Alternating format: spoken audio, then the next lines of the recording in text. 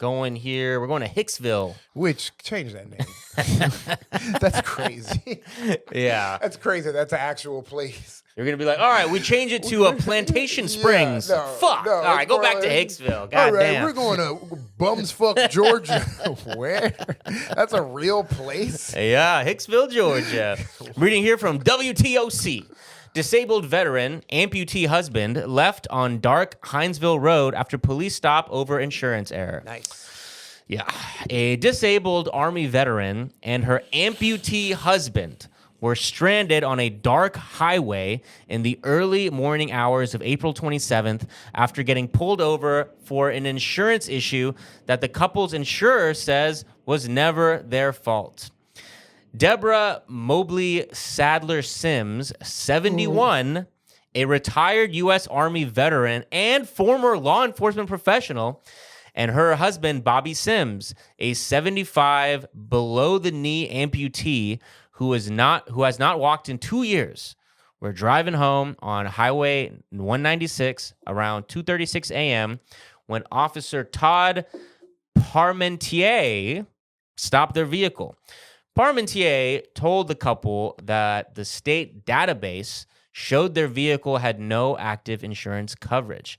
Deborah Mobley Sadler Sims says that she immediately attempted to show the officer proof of her active USAA policy, both on her phone and through her vehicle registration, but the officer refused to review either. Crazy. Quote, "He just left us out there on the side of the road like we were bags of trash," she said. After issuing a citation, Parmentier called a tow truck and instructed the couple to exit the vehicle. Deborah Mobley Sadler Sims said she told the officer her husband had not walked in 2 years and only had one leg. Quote, "He held Bobby out of the car," she said. "So it's not like he didn't know. I told him my husband hadn't walked in 2 years and he only has one leg and he's missing toes off the other foot. So he cannot walk. And I'm definitely not going to be able to push him out here when it's not lit." The officer then drove away, leaving the couple on the side of the highway at approximately 3 a.m. They said the temperature was 54 degrees. Neither was dressed for the cold, having returned from a weekend trip to Myrtle Beach, South Carolina. So, I mean, it's one of those things you struggle even wrapping your head around. Like, can a cop genuinely like not see the forest for the trees? Like, can he be so into like the law says this and this is not this that he could leave a disabled elderly couple on the side of the highway at 3 a.m. with no car? I don't know if putting the uniform on just like erases your humanity. Because I'm like, if you didn't have your uniform on and you saw an amputee and a 71-year-old people on the side of the road, would that cop leave them there? Like, I don't understand how his humanity even works. It's like you have to have no humanity if like you're just leaving old people on the side of a road who have no legs. Fuck a ride home. One of them has no legs. I mean, we're talking about old white veterans. Yeah. Like this is the group of people who are protected that you're supposed to like. Yeah. That you're supposed to not hate. Yeah, this is what the whole thing exists for. And you like fucking I don't get it. This is it's literally one of those evil things I've like ever read, and it's just like a norm. It's just like it's befuddling. You're like more confused. Wait, why? Yeah. I mean, is that like in Oh, you didn't finish reading it, but the part that really gets we'll get there. But like, I'm like, is it like in their training where it's like, watch out for elderly people on the side of the road trying to scam you and say they have insurance? Because again, he refused to even look at their insurance. The updated. He was like, "No, I know this old trick. You're not going to get me again." Yep. Get out of the vehicle before after fire. But yeah, before after fire. He literally. He's like, "Get on your knees." Oh, you can't. They're old. First off, there's already so many things that just like you're gonna come in and be like, "Okay, I gotta take it. Your guys are old. Okay, this nigga ain't got no legs. Okay, you're showing me something that there were so many places where this guy could have just let them go. Yeah, but he like was adamant, and then only to end it would be like, I don't know, maybe a cop will come by and pick you up. Good luck. Like, Yeah. Yes, so getting to that part, when Deborah Mobley Sadler Sims asked how they would get home, she says Parmentier told her to call somebody or catch an Uber with no other option. And like it's exactly like you said, like it is a situation where you'd imagine a cop would pull over and help the situation. Instead of causing the situation, leaving and saying, call an Uber, call a private ride-sharing app. Rather than the person who's supposed to serve and protect, who's the one leaving you out here in the first place. With no other options, she called her sister and asked her to leave their 97-year-old mother home alone in the middle of the night to come get them. USAA, the couple's insurance provider, has since confirmed in writing that Deborah Mobley Sanders Sims' policy was active and in force at the time of the stop. The state database had incorrectly flagged the vehicle as uninsured. Not that it fucking matters. Not that it fucking matters. Like the humanity should trump whatever their insurance insurance thing is, but they were fucking insured. Yeah, the bureaucracy and red tape. We live in we're humans.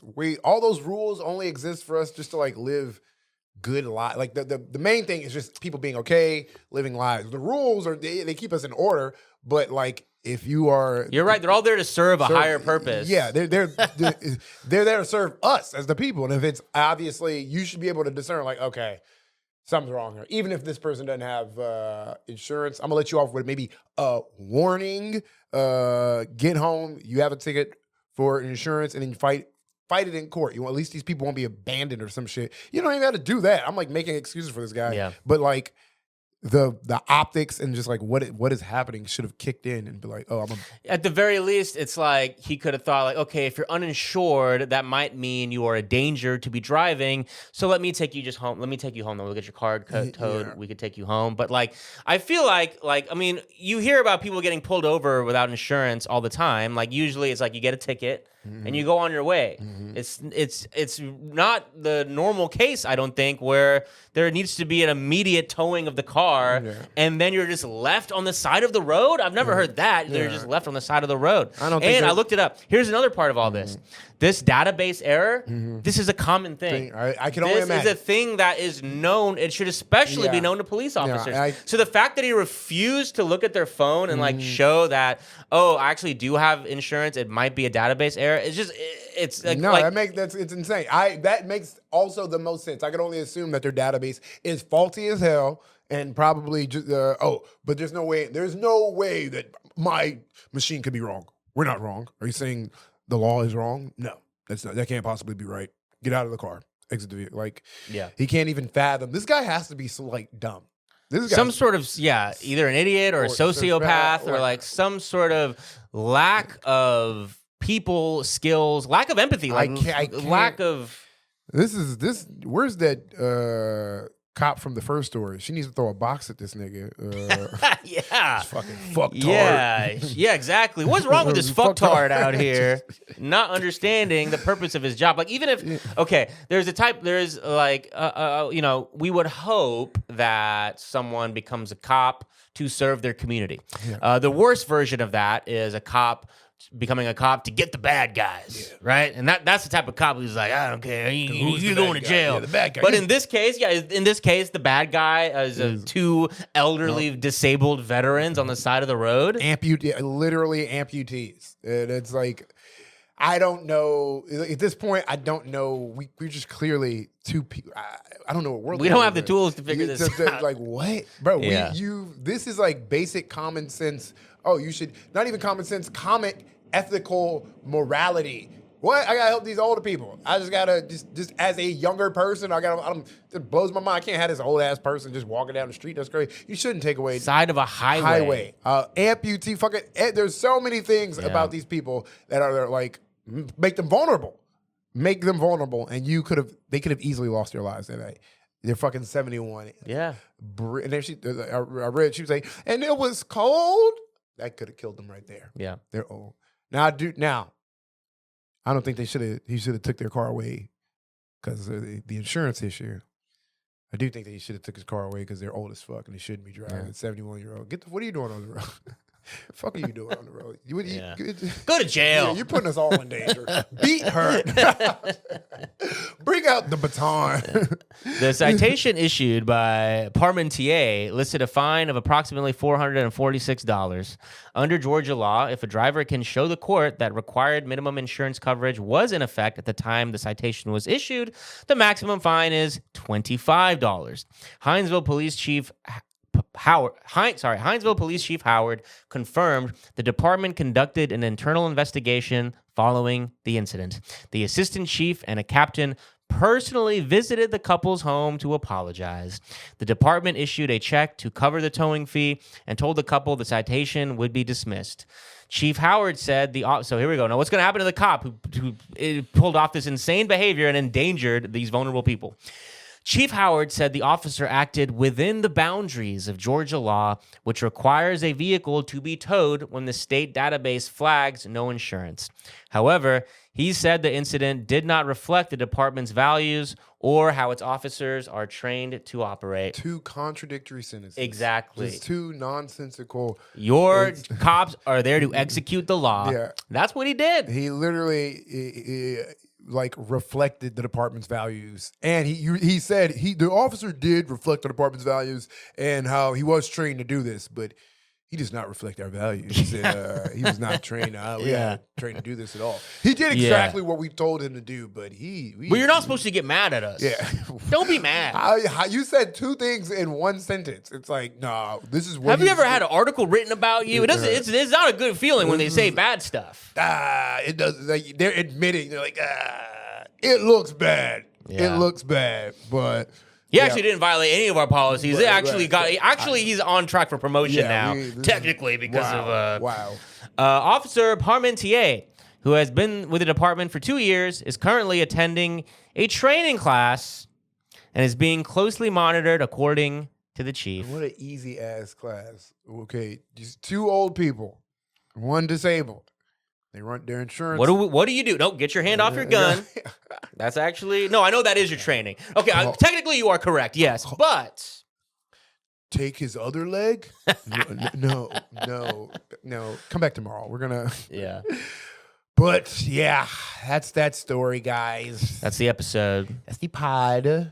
We're gonna hop on our Patreon, so please sign up for our Patreon. Listen to our bonus episodes. Give us $5, please. And if you're here, give us 5 stars. Yeah. And you can give us $5 and not go to our Patreon. Either thing is. Yeah. I don't care. I do. Come to our Patreon. Bye.